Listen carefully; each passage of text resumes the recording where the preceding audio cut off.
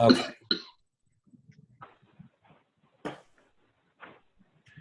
All right. So let's start with the first question. Why should we use team? In fact, I'm going to stop sharing the screen for a few minutes so we can look at each other. Why should we use team building and committees? Why is that important? Whether we're a small club or a large club, why are committees so valuable and important? So as president, I don't get stuck doing everything. That is so true. That is so true. I think part of that too, was that Evelyn? Yeah. Yeah, I think part of that too is that just having a committee doesn't mean it's going to be a functional one. It's important that people know what they have to do, that the committee chairs know what they have to do. So having the committee is great, but making sure that they're getting their work done and being productive, that's what we really want. So excellent. Okay, any other input on why we need team building and committees? Maybe think about some service projects your club's been involved in, or maybe some of your grants that you've been involved in. Why is it important to have a team of people working on these things? Well, Jeff, I just think it's because some people have a better talent, something that I do. And when you have committees that everyone has their own talent, it just makes you stronger. You need to feed off of that. You know, nobody, I think an ant farm is what I keep thinking. I mean, I don't mind being the queen, but I would really like to make sure workers are working. And, you know, there's a lot of people in Rotary better talents at things than I do, so you got to use that. I think the other thing is addressing their passion. So I know that in my club there's a lady who loves the community service projects, and if it's within the area that she loves to work in, she'll be the first one to step up, take over the chairmanship. So I think it identifies the club members' strength and also the passion that they have for particular things that they want to work on. And if you see that passion, then you know who your lead is going to be. Right. But there's also a built-in redundancy, so you don't really have a single point of failure. If a team member left the club or something, you know, does that mean the whole project or whatever gets dropped or something? You really can't have that. You need to build in some redundancy and some overlap of skills and things like that. So think back to some of you took part of the first half of part one last week, and some took it yesterday. If you recall the module on attracting members, something that we talked about that I think also feeds into this notion about why committees are so important and the idea of what makes up a good team. Can anyone recall back to attracting members, something that we talked about that can kind of help with what we've just been discussing? And I think Rhonda alluded to it. I think you might be thinking of the stability factor. I'm not sure. I think that's really that's a strong characteristic that I look into. People who are stable, dedicated, and even have the same expectations. Maybe. I mean, it's always good to have new expectations, but that are in line with our goals and vision. Right. Well, diversity of skills would be important too. Yes, and how did we refer to that in the whole notion of membership? It was kind of with classifications, right? So I mean, if someone's an architect, they could be really helpful in a particular project. If there's a lawyer, you don't want too many of them, but maybe having one of those, they can really help write. I don't know if you can address this, but I think lawyers tend to write really good grant proposals. So using the classifications in terms of what types of skill sets, experience, perspective people have, as long as the team knows what needs to be done, can be very helpful. Yeah, I forgot who mentioned it in the session last night, but one of the people mentioned that they recruited a social media person into the club, and that has made a huge difference in the overall communications of the club and its success on projects. So I took that away as something we needed to go achieve. So it would be good. Okay, let's go to the second question. And it talks about be a vibrant club. Let me just bring that up real quick if you've not seen this. One more advantage to having teams, Jeff, is that, you know, typically when you're trying to do projects and fundraisers and stuff, if you have a team or several teams, I think the more people that are on those teams involved shows the membership what the potential of those typical projects are. You know, it's just like, you know, moths to a light, you know, they're all going to attract to it. So if you have a good team, and you've done some good team building, more members will attract to that team. And typically you get, you know, a much stronger team and larger team in the long run towards doing your projects. Right. Absolutely. Okay, so I'm having a bit of Adobe issues right now. So I'm going to pass on bringing up that Be a Vibrant Club document. I apologize. I had two files up and they both just went away. But it's I about... have it up if you want me to put it up. Oh, please do. That'd be great. Thank you.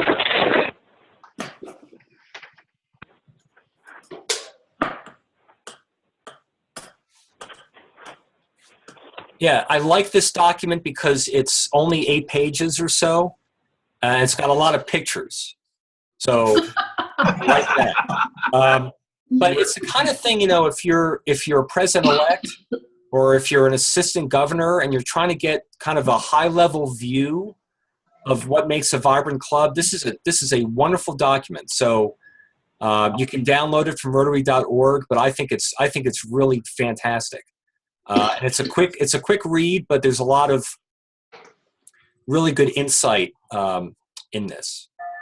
So, have any of you gone through this Be a Vibrant Club document before? No, I never have.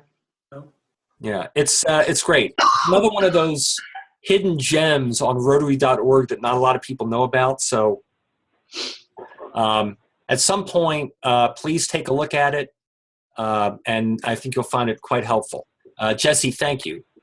Yes. So if we recognize that we need to have teams and that they need to be effective, and I like how in the third question it says how to make effective use of teams and committees. Again, just putting people together is one thing, but having them be effective is something else. So how do we make effective use of these teams and committees? And a lot of you are president-elects, and we've got a president or two as well. So how do you then make those teams effective? What does it mean to put them to work and have them do what they need to do? Jeff, when you're constructing these teams, do you really have to worry about sort of the personal dynamics of the team members? Boy, I did make one team where I actually, in my head, did a little Myers-Briggs thing.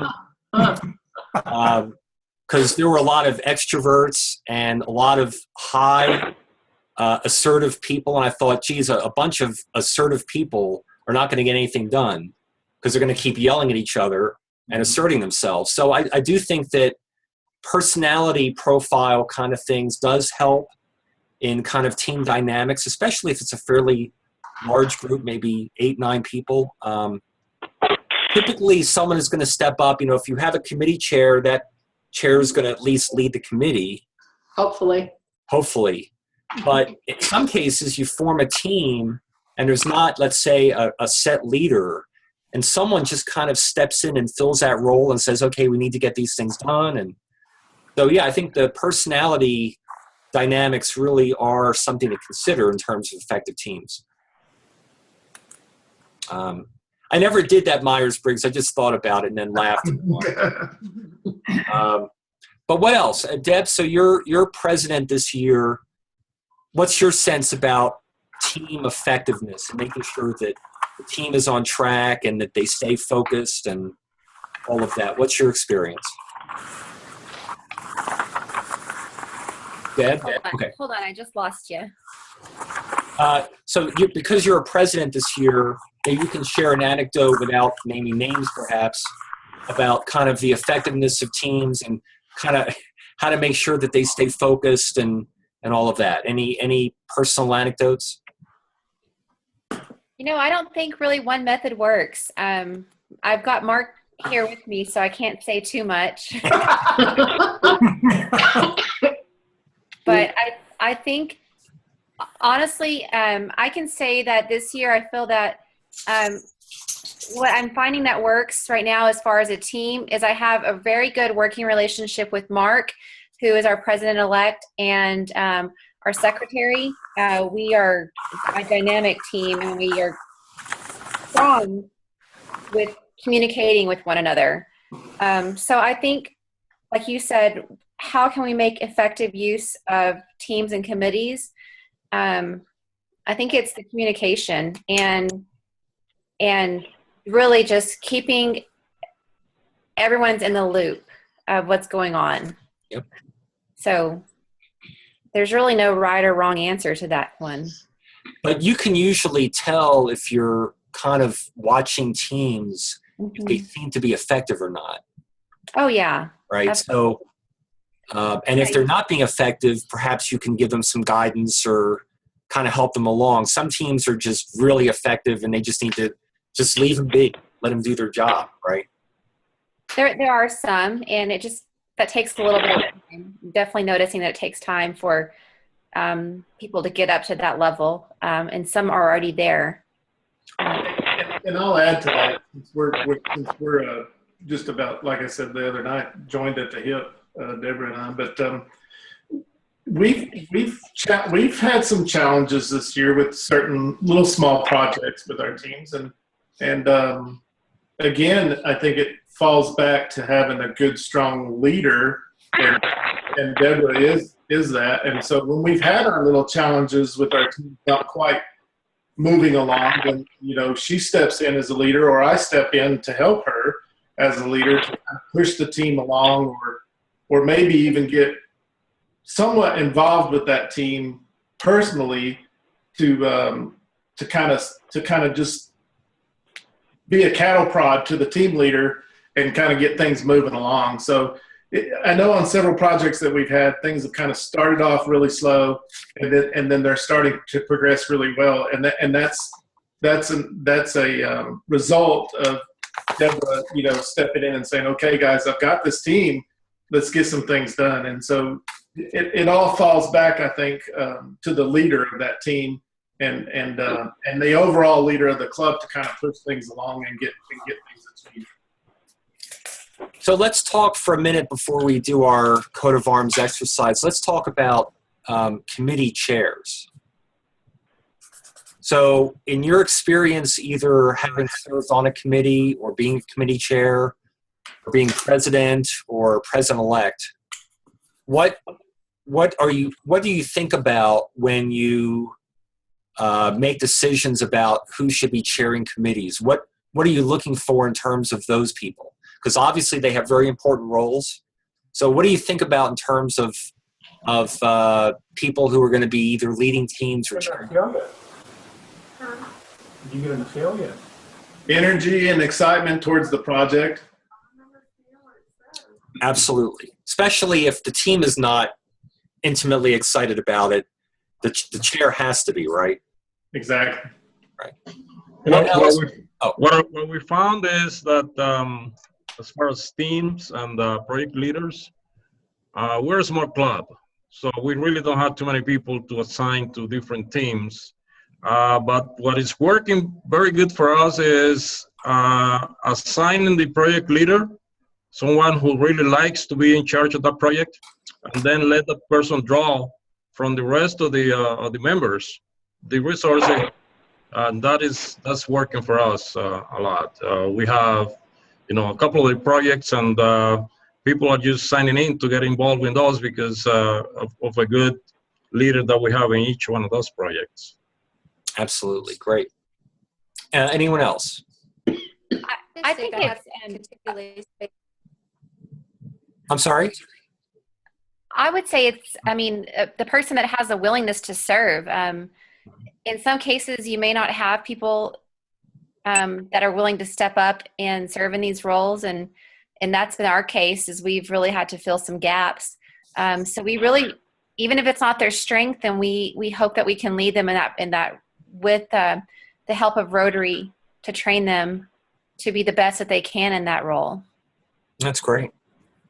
One thing I just thought of as you were mentioning that is, this is the Rotary Leadership Institute. It's a Rio Grande Academy. There's a lot of sessions in these modules that deal with leadership attributes. My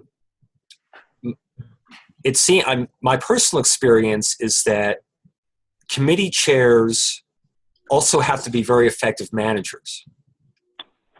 It's great if they're an effective leader, have the passion, the enthusiasm, they have the clarity, but they're also managing a group of people to get work done. And perhaps if I'm in a role again where I need to think about committee chairs, I would also think about, how are they in terms of being an effective manager? And as we know, management and leadership are not identical. There's a little bit of overlap there, but if anything, they because they're managing people and are managing work.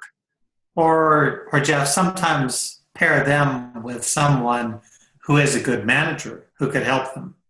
Exactly. With that aspect. Right.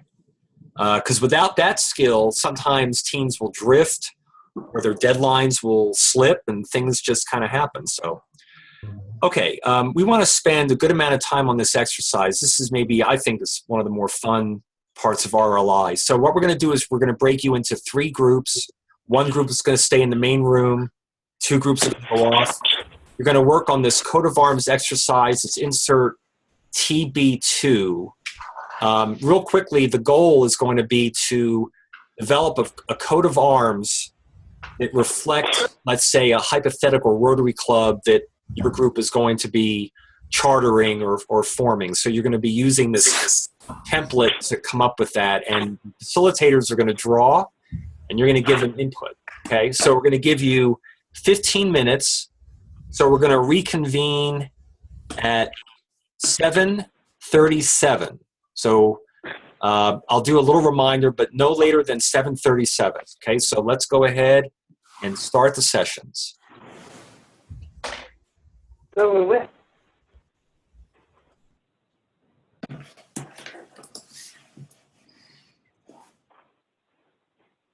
Okay. Okay, are we a team here? This is the team. Okay. So basically, I'm going to do 2 things. I'm going to put up the instructions so everybody can see it, and then share the document. Let y'all read the instructions, and let me just state, to draw.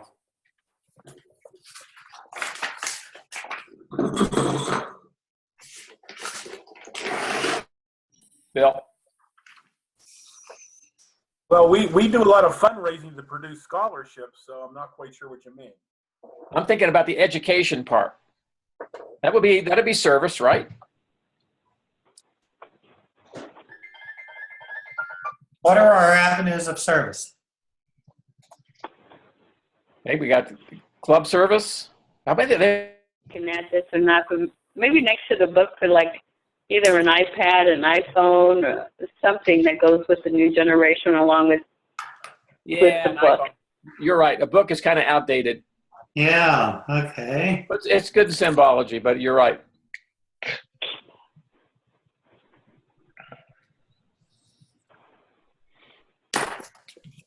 Who was it? Speaking of books, didn't someone last night say something like, "What's a phone book?" Yeah. Yes. What's a phone book? What's a phone book? I was embarrassed about The that. book is stands for just general education, but the iPhone or iPad could be the way that we get the information to the new generation. Okay. Good point. Jesse, Yeah. would we be ready to report out in maybe 2 minutes? Yeah, we're almost done. Yeah, I That's think we're group. just Are you about ready? Yeah. Okay, let me check with the other group. Do you want? I don't think I'd ever do that. Thanks for nominating me. Okay. That's a good Rotary volunteer.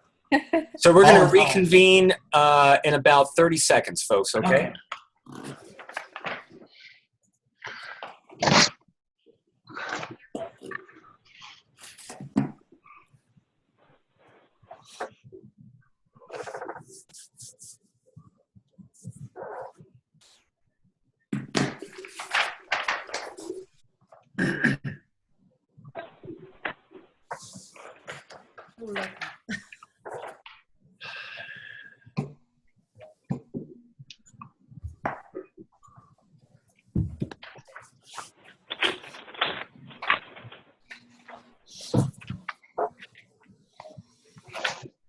Okay. All right, so before we do the report outs, a question for the participants only. So for this, what we've been talking about, why did we do an exercise on drawing a coat of arms? Say that again, I didn't hear you. So for this particular module, why did we do an exercise on drawing a coat of arms? What does that have to do with the topic? Teamwork. Teamwork. So talk for a minute about that. People working together to form ideas to put into the coat of arms. Excellent. And by the way, I did do a Myers-Briggs analysis before setting up the teams. Very good. And tell us what we all are. But it's interesting because the way we had to do it, because we're on technology, we had facilitators drawing. Usually when we're doing it in person, people are gathering around, one of the participants is doing the drawing. But you probably noticed that you had to work together. You all had input and you collaborated. So any ahas on that before we get to the magic coat of arms?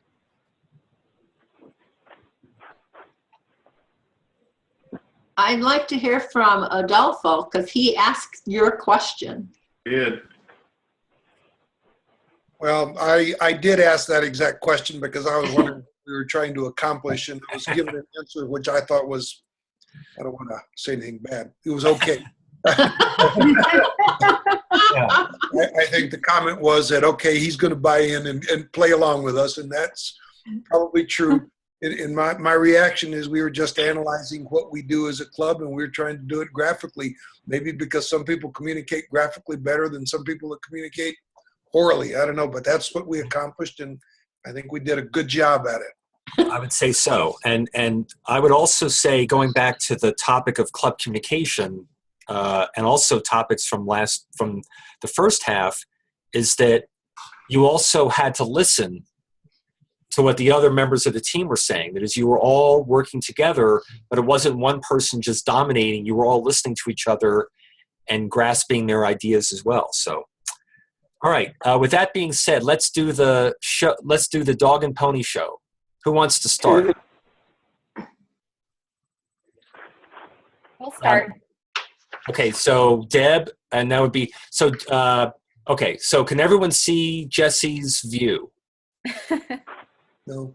Okay, I'll talk and hopefully it'll bring my picture to the foreground. Oh, Beautiful. All right.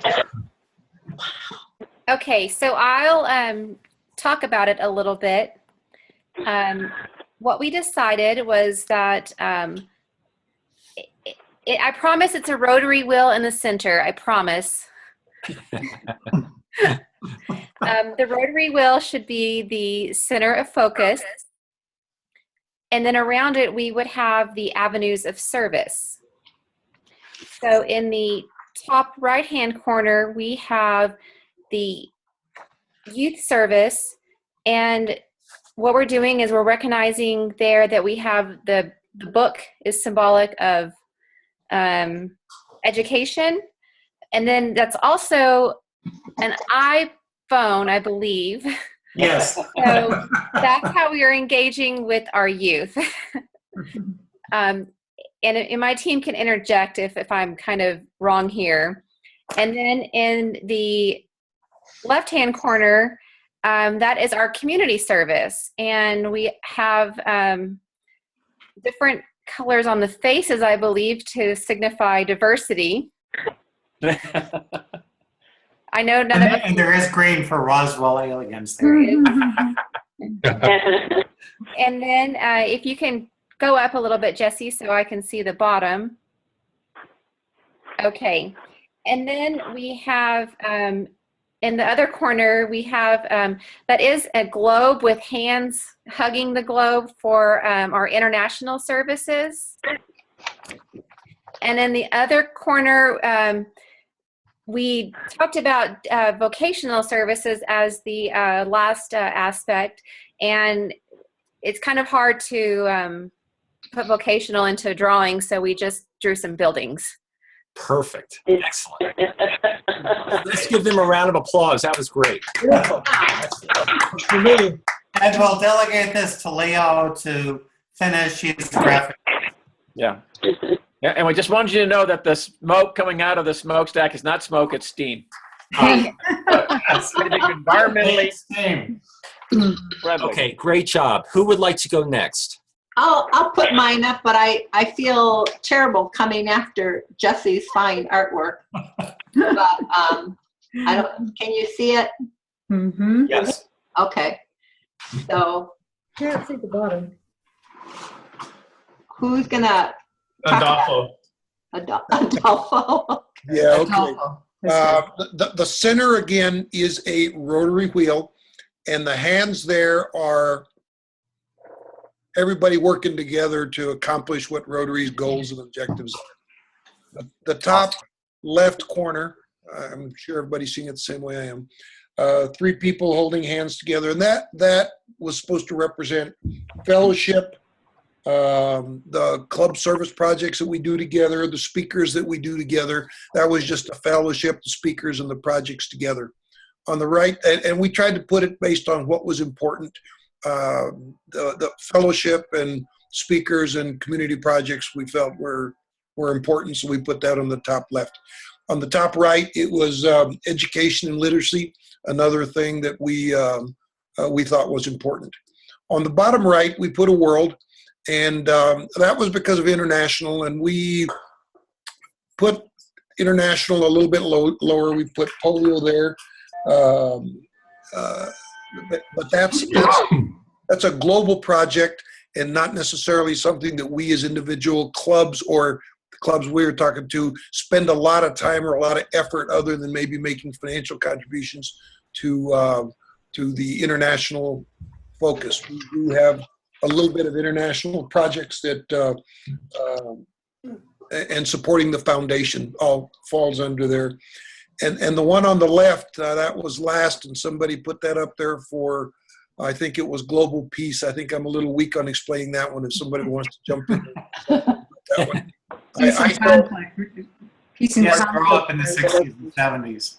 Okay, peace and clock. I made a point of saying that given my age, I went through the Vietnam War, and that sign means something different to me than probably the rest of the world, but that's an age thing. Awesome. There's at least 2 of us. There's 2 of us that see it that way. All right, let's give that team a round of applause. It's great. All right, last but not least.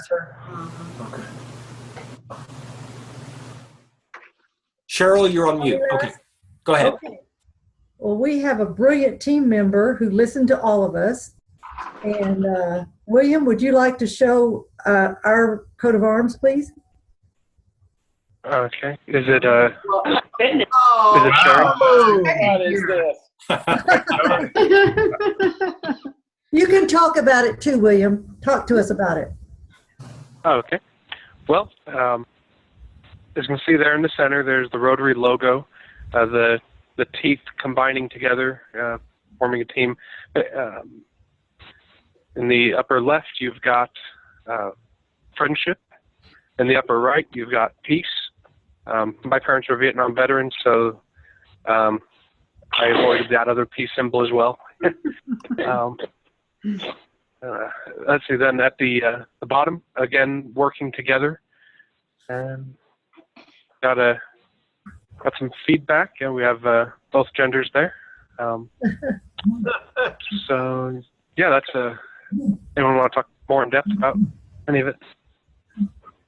Well, it's a team of men and women on a coming together on a project to make things happen. That was Mary Ann's suggestion, by the way. Sorry, Mary Ann. So we just realized one advantage in using Zoom for Rio Grande Academy, because we can download clip art. Yes, exactly. All the clip Fantastic. art is from Microsoft Word. You know. Awesome. Great Excellent job. Thanks, guys. Great job. All right. Good job. Thank you. All right. And if you had been in our breakout session in the last lesson, you would have known that William can do this because he's a programmer. Yeah. But he likes doing graphic art, you know. All right, folks. So if anything, other than the fun we had with the coat of arms, just the idea of working in teams, accomplishing a common goal, listening to each other, all that is critical to a vibrant club. So with that, we are done with this session. Do we need a few minutes break, or should we roll right into foundation? Roll in.